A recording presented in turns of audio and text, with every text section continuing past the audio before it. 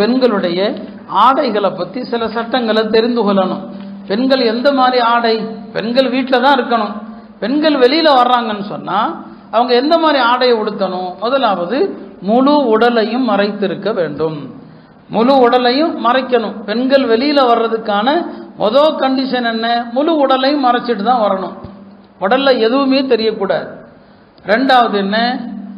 அந்த ஆடை அலங்காரம் இருக்கக்கூடாது. நான் சொன்னா இல்லை, இப்போ உள்ள புர்காக்கள் டிசைன்கள் வண்ண என்னங்க டிசைன்களோட வர்றாங்க, இது ஜாயிஸ் இல்லை. அலங்காரம் இருக்கக்கூடாது அந்த ஆடையில். மூணாவது என்ன? அது மெல்லியதாக இருக்கக்கூடாது. ரொம்ப மெல்லிய மேலே போத்தி இருக்கிறாங்க, மெல்லியதாக இருக்குது, அவங்க உள்ளாடைகள் எல்லாம் தெரியுது, அவங்களுடைய உடம்புடைய நிறமெல்லாம் தெரியுது, இது புர்கால வராது. அது முழுசா மறைச்சாலும் சரி. நபி ஸல்லல்லாஹு அலைஹி வஸல்லம் சொன்னாங்க, பின்னால் ஒரு காலம் வரும், பெண்கள் ஆடை அணிந்திருப்பாங்க, நிர்வாணமாகத்தான் இருப்பாங்க, இவர்கள் சொர்க்கத்தின் வாடையை கூட நுகர மாட்டாங்க. இப்போ மெல்லிய ஆடை கூடாது. நாலாவது என்ன? பெண்கள் அணிந்திருக்கிற மேலாடை இருக்குது, அது இறுக்கமா டைட்டா இருக்கக்கூடாது. ஏன்னா டைட்டா இருந்துச்சுன்னு சொன்னா அது அந்த பெண்களுடைய அவங்க பருமனா இருக்கிறாங்களா ஒல்லியா இருக்கிறாங்களா அப்படிங்கிறத காட்டும், அவங்களுடைய உறுப்புகளை அது சித்தரிக்கும். அப்ப பெண்களுடைய ஆடை என்னங்க டைட்டா இருக்கக்கூடாது. அஞ்சாவது, பெண்கள் வெளியே வருகிற போது ஆடையிலோ உடம்பிலோ நறுமணம் பூசி இருக்கக்கூடாது. பெண்கள் வெளியே வரும்போது நறுமணம் பூசி கொண்டு வர்றது ஹராம். அடுத்து ஆறாவது என்னங்க? பெண்களுடைய ஆடை ஆண்களுடைய ஆடைக்கு ஒப்பாக இருக்கக்கூடாது. நபி ஸல்லல்லாஹு அலைஹி வஸல்லம் சபிச்சாங்க, ஆண்களை போல் ஆடை அணிகிற பெண்களையும் பெண்களை போல் ஆடை அணிகிற ஆண்களையும் நபி ஸல்லல்லாஹு அலைஹி வஸல்லம் சபிச்சாங்க. அப்போ அந்த ஆடையில் என்னங்க இதெல்லாம் இருக்கணும். அடுத்து என்ன? ஆடையில் உருவம் இருக்கக்கூடாது. இது பெருநாள் காலம், ஈதுடைய காலம், நம்ம பிள்ளைங்களுக்கெல்லாம் ட்ரெஸ் எடுக்கிறோம் இல்லையா? அப்போ ஆண் பிள்ளைகளோ பெண் பிள்ளைகளோ உருவம் உள்ள ட்ரெஸ்ஸுகளை அணியக்கூடாது. அந்த உருவம் உள்ள ட்ரெஸ்ஸை அணிஞ்சிங்க, அந்த ட்ரெஸ்ஸு மேலே இருக்கிற காலம் எல்லாம் ரஹமத்துடைய மலக்குகள் பக்கத்தில் வர மாட்டாங்க. ஏன்னா ஹதீஸில் வருது, உருவம் உள்ள இடத்துல அருள்வானவர்கள் இருக்க மாட்டாங்க. நீங்கள் அவங்க ட்ரெஸ்ஸில் உருவம் இருக்குதுன்னா அப்போ அந்த குழந்தைக்கு பக்கத்தில் ரஹமத்துடைய மலக்குகள் அதை கலட்டுற வரைக்கும் பக்கத்தில் வரவே மாட்டாங்க. அதனால் இந்த ட்ரெஸ்ஸுடைய இந்த கட்டுப்பாடு இதெல்லாம் இருந்தால் தான் ஒரு பெண்ணுடைய அந்த புர்காங்கிறது இஸ்லாமிய புர்கா, அல்லாஹ் சொல்லக்கூடிய புர்கா. இல்லைன்னா அது புர்கா கிடையாது. இவங்க அலங்காரத்தோடு தான் வெளியே சுற்றி திரியிறாங்க.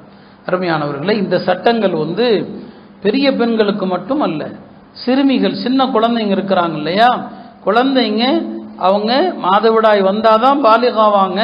ஆனால் அதே நேரத்தில் ஒரு பெண் குழந்தை ஒரு எடுப்பான தோற்றம் வந்து விட்டாலே, அது 6 வயசோ 7 வயசோ எடுப்பான தோற்றம் வந்துட்டா அப்பவே அந்த குழந்தையை நீங்கள் மறைக்க ஆரம்பிச்சிடணும். அந்த குழந்தைய மறைக்க ஆரம்பிச்சிடணும். அந்த குழந்தைக்கான ட்ரெஸ் எடுக்கும்போது வருது, நாங்கள் பேணுதலான ட்ரெஸ் எடுக்கணுமே தவிர பார்க்குறோம் நம்ம ட்ரெஸ்ஸில் சில ட்ரெஸ்ஸுகளெல்லாம் நம்ம சொல்லவே முடியாது.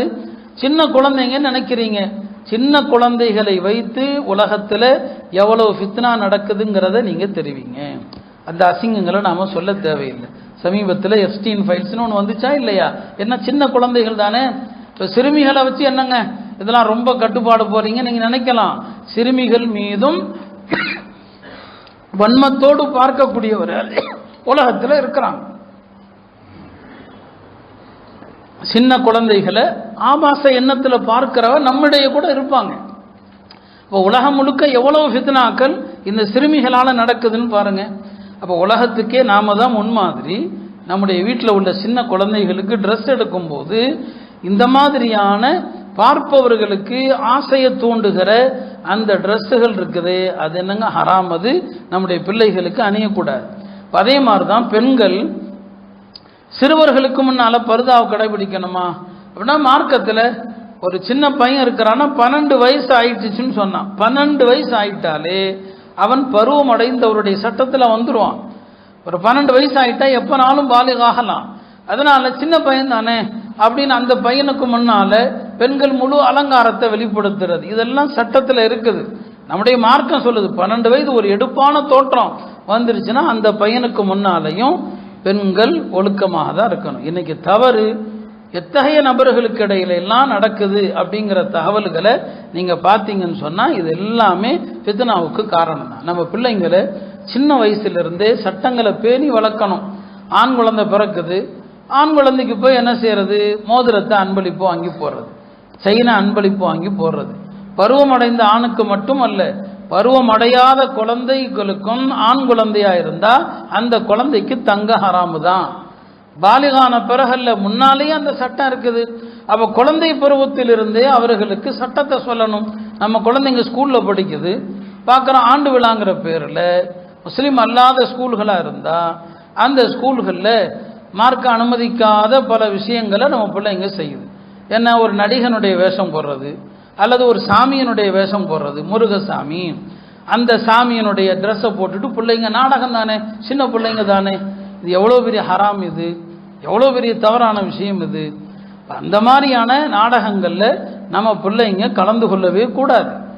எந்த நாடகங்களில் இந்த மாதிரி ஒரு சாமி வேடம், ஒரு ஆபாச வேடம், ஒரு நடிகனுடைய வேடம், நம்ம மார்க்கத்துக்கு எதிரான எந்த விஷயங்கள் இருக்குதோ அது ஜாயிஸ் இல்லை.